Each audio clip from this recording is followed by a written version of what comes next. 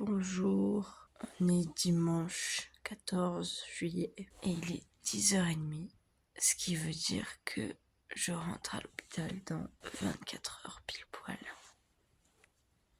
Je sens avec la fatigue et tout que dans la journée je vais un peu pleurer et en même temps j'ai pas toute ma journée à rien faire et à juste y penser puisque je dois m'occuper des gamins qui sont là. Il faut aussi que je vide mon téléphone. De toute façon je vous filmerai des trucs, les soins que je dois faire ce soir parce que là on va y passer du temps.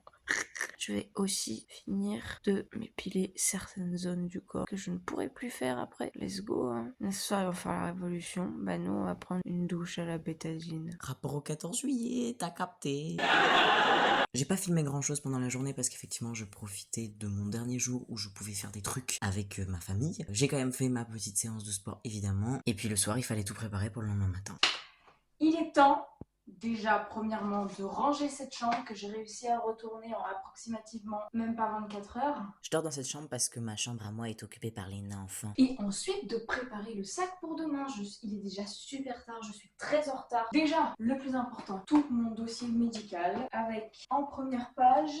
Où est-ce que je l'ai foutu? Le truc de personne de confiance, mes étiquettes pour le moment de l'hospitalisation et les 12 pages du consentement éclairé. C'est tout ce que je dois donner au moment de mon arrivée à l'hôpital. De toute façon, j'ai tout mon dossier déjà en 2 derniers mois dans cette pochette. Donc, c'est parti. Tous mes papiers, évidemment. Mon chéquier, puisque ça va me coûter une couille. Une tenue de rechange parfaitement propre pour mardi matin, puisque je passe la nuit de lundi à mardi à l'hôpital. De base, il m'avait proposé de faire en ambulatoire, c'est-à-dire de repartir le jour même. Mais comme j'ai un peu 2 heures de voiture pour y aller, avec ma mère, on n'était pas hyper rassurés à l'idée que je fasse le trajet le jour même. C'est pas qu'on n'était pas hyper rassurés, moi au début j'ai dit oui, mais ma mère a catégoriquement refusé, elle fait plus attention à moi. Merci maman, heureusement qu'il y en a une qui veille au grain. Je sais absolument pas à quel point je vais dormir tout le temps, donc au cas où je prends un livre, si j'arrive à rester éveillée plus de 5 secondes, c'est un livre sur l'après-seconde guerre mondiale. Ça a l'air trop bien, donc voilà, autant ça va me faire passer mon temps quand j'arriverai pas à dormir. Et puis je crois qu'on est bon, je crois que je vais y rajouter mon chargeur, trousse de toilette. J'espère que j'ai rien oublié.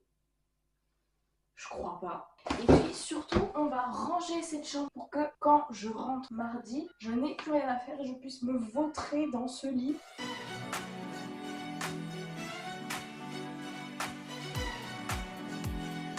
Je dis au revoir à mes brassières de sport. Merci chère brassière pour ton dévouement. Je dois aussi ranger l'étagère avec mes affaires et je la réorganise pour que les affaires dont je vais avoir besoin soient à portée de main depuis le lit sans avoir à me relever. Et j'ai pris pas mal d'objets parce que je vais rester ici encore quelques jours en PLS total. Donc j'ai pris pratique et réconfort. Là on voit pas mais je modifie les branchements sur la multiprise pour brancher à l'avance mes chargeurs. Ça peut paraître con tout ça mais mon mois après opération a remercié très fort mon mois de la vidéo d'y avoir pensé. Ça m'a évité tout un tas de gestes qui deviennent extrêmement longs et douloureux quand on est transformé en momie vivante. C'est parti pour faire tous les trucs que je dois faire d'hygiène et tout. Je peux pas parler fort du tout parce qu'il y a un petit et mes parents qui dorment. Première étape, il faut se couper les ongles.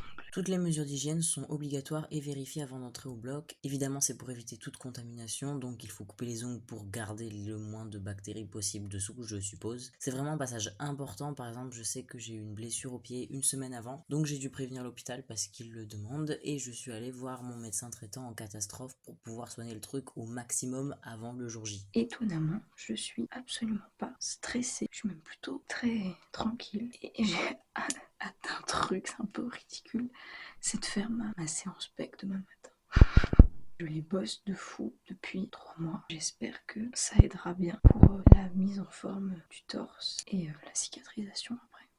Parce que du coup, avec un peu de chance, il y aura une bonne base. C'est cool. Ok, les mains, c'est bon. Maintenant, on va passer aux pieds. Il fait super chaud. J'appréhende un peu d'être avec le gilet de contention pendant 1 mois en plein été. C'est trop bien parce que du coup, ce soir, on a discuté avec les enfants qu'on garde à la maison pendant une semaine. Ils sont trop mignons parce qu'ils posent plein de questions. Et pas des questions intrusives du genre « Pourquoi tu fais ça?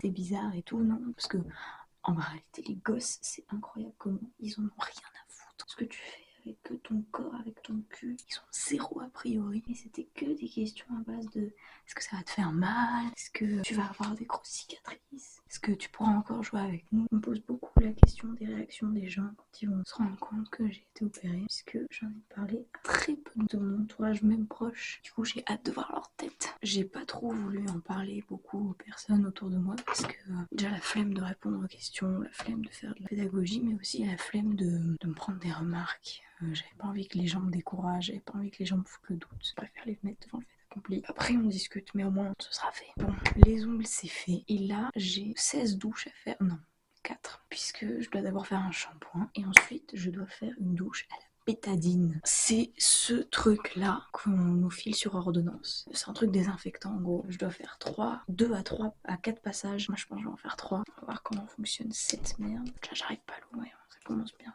Tu fais quoi? Bah je fais ma douche. Oui. Oui d'accord. T'arrives à m'ouvrir ça? J'arrive pas. Oh, trop forte. Merci. Et ensuite ça marche comment? Oh, ça a l'air dégueulasse. Non, c'est pas dégueulasse. Ça va être jaune, genre. Oui, orange. Orange, ok. J'essaie d'éviter d'en foutre partout. Serviette propre. Et c'est parti pour rester 1000 ans sous la douche. Et oui, ma maman a fait des trucs dans la salle de bain. Et oui, on a papoté pendant que j'étais sous la douche, bien sûr. Non. Pas trop fatiguée. Shampoing, ok. J'ai jamais fait, mais ça a l'air dégueulasse. C'est jaune, burk, et ça pue. En vrai, j'exagère un peu, c'est pas si terrible que ça, mais c'est pas très agréable quand même. Je sais pas combien il faut en mettre. Dans le dos, on va en mettre beaucoup. Oh, ça sent l'hôpital. Non, jure. Et ne t'en fous partout. Round 1, ok. Allez, c'est reparti. Donc j'en ai fait 2 autres comme ça, et c'est une mission rondement menée. Évidemment, petit lavage de dents, et je devais prendre aussi pendant une semaine des granules d'arnica plusieurs fois par jour apparemment pour prévenir des bleus. Bon. On a fini pour ce soir. Et vous savez quoi? Demain matin, on recommence.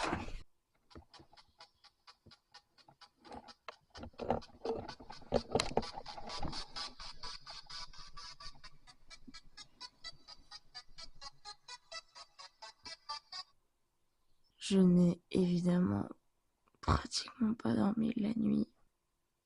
J'ai pensé à plein de trucs cette nuit, genre comment ça va être à l'hôpital, comment je vais passer la journée, dans quel état je vais me réveiller, tous ces trucs quoi. Mais là, si je me trompe pas, ça va être l'heure de se lever et d'aller faire le sport. Avec motivation et entrain, bien sûr.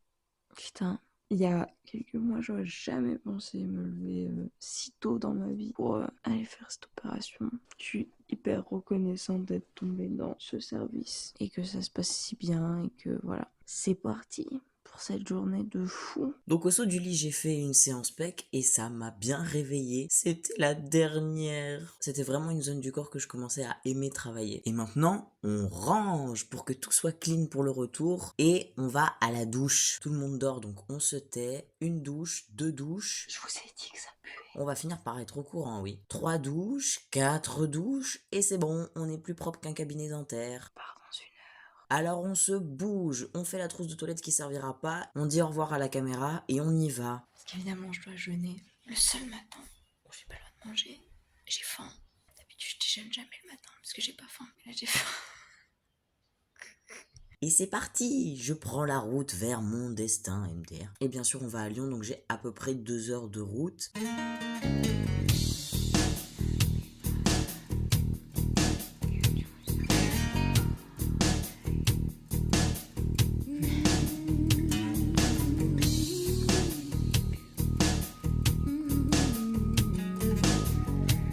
J'ai fait valider mon dossier et là, je suis dans une petite cabine pour le relooking avec une magnifique culotte, un pantalon et la robe de bloc.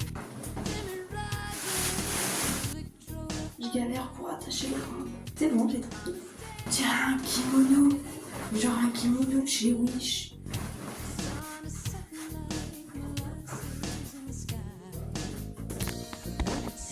là, on a le soin. On a les cheveux. On est pareil. Après ces séquences j'ai rien pu filmer parce qu'ils prennent toutes les affaires, mais j'ai encore attendu un peu afin d'être emmené au blog vers 12h30. J'ai fait un dernier bisou à maman et Blackout. Je vous raconte pas, l'anesthésie, c'est quelque chose. Ça va plutôt vite et si comme moi vous craignez pas trop les aiguilles, c'est pas très effrayant. En plus, les équipes médicales étaient adorables. J'avais une peur terrible de me réveiller pendant l'opération qui dure entre 1 et 2 heures, allez savoir pourquoi. J'ai dormi plus de 4 heures. C'est ma mère qui a commencé à s'inquiéter de pas me voir revenir de la salle de réveil. Wesh le monde, comment il va? Je crois qu'apparemment j'ai fait un gros dodo et je me suis réveillée il y a une demi-heure et ça va bien. J'ai pleuré de joie en me réveillant. Chacun son truc, hein. Puis là ça tire un peu mais ça fait pas mal et puis je suis tranquille avec ma maman et je pense que je vais dormir une bonne partie de la soirée. Tout s'est bien passé apparemment donc c'est le principal. Maintenant que j'ai retrouvé un peu de voix et une capacité à aligner plus de 2 phrases, je vous présente mon festin de ce soir. Petit riz, petit poisson, petite pomme cuite et même de la vache qui rit bio. À mon entrée à l'hôpital, ils m'ont demandé mon régime alimentaire, donc moi j'ai demandé sans viande. Vous pouvez demander ce que vous voulez. Et les cookies, c'est pas l'hôpital, c'est ma maman parce qu'elle sait que c'est mes biscuits préférés. Et bien sûr, antibiotiques et anti-inflammatoires, sinon on meurt. Ma maman est partie, donc ça y est, je suis tout seul pour la soirée, pour la nuit. Je viens de me lever pour la première fois pour aller pisser. Je vous raconte pas, c'est quelque chose, hein. 92 ans. Difficile de marcher et tout, mais ce qui est bien, je me suis vue vite fait de profil dans la glace de la salle de bain. C'est magnifique, rien que là je suis trop heureux. J'ai pas hyper mal, juste ça tire un petit peu. Vas-y, fais le malin. Vous voyez, c'est tout bandé comme ça, tous les pansements et tout. Et ouais, du coup c'est très bizarre, puis vous voyez au-dessus c'est un peu plus épais et tout, enfin bon bref. Je sais pas trop comment attendre une fois que tout sera enlevé. En tout cas là c'est plein. Ça me fait penser à quand il y a 2 ans maintenant, j'ai commencé à me bander la poitrine avec du bandage. Faites pas ça, c'est très dangereux pour les poumons, c'est dangereux pour la respiration, c'est dangereux pour les côtes, c'est dangereux pour tout. Et là c'est vrai que ça fait un peu le même truc. Du coup c'est vrai que je suis un peu compressée et c'est pas très agréable. En vrai ça passe. Puis là il y avait ma maman donc je tape un peu la discute et tout, mais je pense je vais me poser quelques minutes devant le live de Dany Raz et après dodo. Je pense que je vais faire un sacré dodo. Spoiler, non. La nuit a été très compliquée. Je sais que je vais pas beaucoup bouger. De toute façon, allongée là, ça va mieux. Quand j'étais assis pour manger, c'était vraiment horrible. Genre, ça comprimait tout. Et là, franchement, on est bien. Franchement, je m'attendais à pire en termes de douleur dans les heures qui suivaient et tout. Et là, franchement, on est bien. Évidemment que t'es bien connard, t'es complètement shooté à la morphine, tu sens rien. T'es pas prêt pour les heures et les jours qui arrivent devant toi. Putain, on l'aura fait. Les gars, on l'aura fait. Je laisse tomber pour la nuit tranquille. Je crève de chaud, je sue, j'ai des nausées. C'est ce soir-là que j'ai appris que les antibiotiques filent la nausée. Je m'attendais à plein de trucs, mais pas à ce genre de déconvenus. J'ai eu un anti-nauséeux et c'est ignoble. J'espère que ça ira mieux. J'espère que je vais pouvoir dormir. Toujours pas, j'ai dormi par petites demi-heures par-ci par-là. Heureusement, j'avais les vidéos de McFly et Carlito pour passer le temps. Ils m'ont un peu sauvé la nuit. 5h15, c'est l'heure d'aller pisser. Je suis très frais. Mais c'est aussi l'occasion de regarder encore ce résultat. J'ai eu le malheur de tousser sur le plan suivant et ça fait mal. La nuit a été relativement courte, mais ça va, pas trop fatigué. On m'a enlevé le cathéter. Par contre, à mon grand désespoir, le bandage que vous avez vu, il reste jusqu'à demain. S'ils me mettent le gilet de contention par-dessus, ça va être sympa. Et là, comme je dois prendre des antibiotiques, je suis obligée de manger. Alors que je mange jamais le matin. Je suis ravie. J'étais contente parce que allongée, j'étais là, oh c'est tranquille, ça va pas trop mal. Assis, c'est terrible. Ça tire. Ça fait mal sur le côté, ça fait mal en bas. Je dois faire 2 heures de voiture dans pas longtemps. Ça va pas être sympa, je crois. J'ai reçu mon ordonnance pour tous les médicaments que je dois prendre pendant 1 mois. Franchement, la taille de l'ordonnance, t'as peur. Tous des trucs genre antidouleur, anti-inflammatoire et tout. Et après plein de vitamines. C'est pour aider à la cicatrisation. Je viens d'apprendre aussi que je dois revenir à l'hôpital dans 2 jours. Et comme je ne suis pas sous ALD, je n'ai pas le droit à une aide de transport en gros. En fait si, mais je ne le sais pas encore. Je ne sais pas comment je vais faire, mais je vais me débrouiller. Ah, il faut enlever un fil qui est au milieu, que si je n'arrive pas, ça va laisser des traces. Et tadam, la dame du magasin est passée pour mon gilet. Mais regardez comme c'est plat. C'est incroyable. Et ça, c'est donc le fameux gilet de contention qui se zippe par devant. Déjà que le bandage en dessous, ça me serrait de fou. Là, quand elle me l'a mis, j'ai cru que j'allais mourir. Ça fait mal de fou, ça serre sur les cicatrices et tout. Je sais pas comment je suis censée respirer là-dedans. C'est pour ça que je parle un peu en... Et puis là, pendant un mois, c'est jour et nuit, non-stop. Et après, pendant un deuxième mois, c'est que la journée. Voilà, voilà. Ce n'est pas agréable, hein, je préfère vous le dire tout de suite. Mais personnellement, je trouve ça au moins un peu stylé visuellement. Maintenant, j'ai un défi de taille. Il faut que j'aille m'habiller. Un petit jean blanc, un t-shirt très large, très long et très confortable. Et évidemment, des sous-vêtements propres. Alors attendez, déjà, j'essaye d'enlever le pantalon.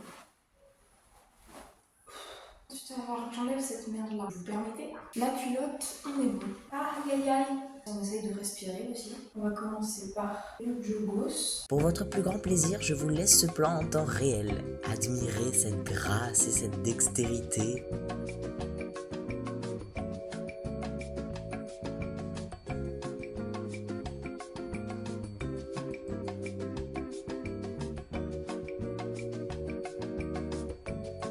Ça, c'est bon. Et là, le moment que je redoute le plus, le moment du t-shirt. J'avoue, je me suis pas lavé, genre là j'ai des restes de bétadine et tout. J'ai pas eu la fois de me laver. Ok, les bras c'est bon. Et le t-shirt, c'est bon.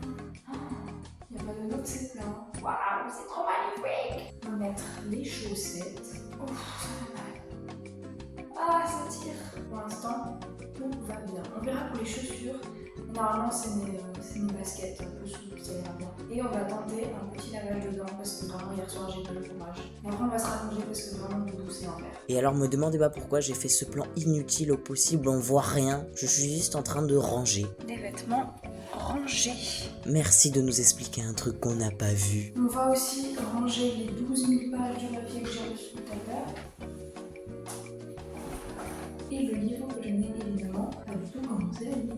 Je n'ai pas ouvert ce bouquin de toute la nuit, de toute la soirée. Mon chirurgien qui rend, dites-lui bonjour. Bonjour. Bonjour. Ça va? Ça va? On s'est passé la nuit? Tranquille, pas beaucoup dormi, mais ça va. Bon, pas trop douloureux. Non, franchement ça va, ça tire un peu, mais... Prêt à partir? Je pars à 11h, je crois. Ok. Tu as déjà eu le boléro? Je l'ai là reçu. Bon, et bien nickel. Parfait. On se voit du coup mardi prochain? J'ai mis un papier avec marqué le 18. Ah oui, il y a 18 parce que oui. J'ai mis un fil là pour bien que la peau au milieu là qui était un peu décollée se replaque. Donc ça, il faut qu'on n'enlève pas le 18. Donc c'est Après-demain. après-demain, c'est ça. Et puis après, on se verra la semaine suivante. D'accord. Ok. Allez, bonne convalescence. Merci. Il est gentil mon chirurgien, je l'ai toujours trouvé très doux, très attentif, très compréhensif, très clair dans ses explications, très humain quoi. J'ai eu de la chance. Ça s'appelle un boléro cette merde. Moi, le seul boléro que je connaissais c'était le boléro de Ravel. Bref, pardon, c'était nul. Vous aimez ce plan? Il est stylé, hein? J'ai mal, vous saviez ça.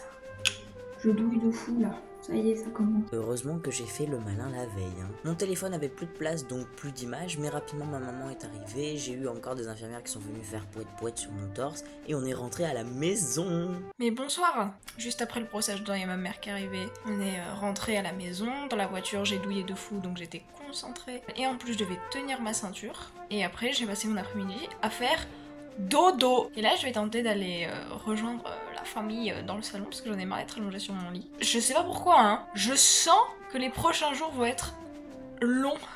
Ouais, ça va être long.